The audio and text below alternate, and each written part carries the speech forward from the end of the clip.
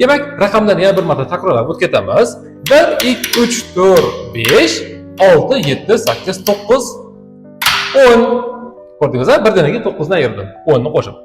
11, 12, 13, 14, 15, 16, 17, 18, 19, 20, 30, 40, 50. Ko'ryapsiz? Avval qo'shib, keyin ayiramiz. 60, 70, 80, 90. Va bu holatda qarang. Mana bunday qilamiz. 100. 1 va 2 dan davlat. 110, 120, 30, 40, 50, 60, 70, 80, 90, 200, 300, 400, 500. 555 mana. Keling, biroz murakkablashtıramiz. Mana bu son necha? 1, 5, 1. Ya'ni 151. Hop, aralashtirib birorta son yozamiz. Necha? 8, 8, 8. Ya'ni 5, 6, 7, 8 dan 3 ta turibdi. Demak, bu 888.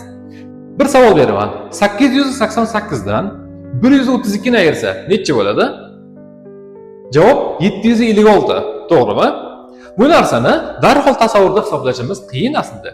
Lekin mental arifmetikaning abakusning yaxshi ijobiy jihatlaridan biri shundaki, bunda sonlarni qo'shish ham, ayirish ham oson. Misol uchun, shundan biz 888 dan ayirishimiz kerak bo'ldi 132 ni. Javobini yozishimiz kerak. 100 dan 100 ni ayiramiz, 30 ni ayiramiz va 2 ni ayiramiz. Qarang, 7, 5, 6. Javob 7, 5, 6. Javob 756.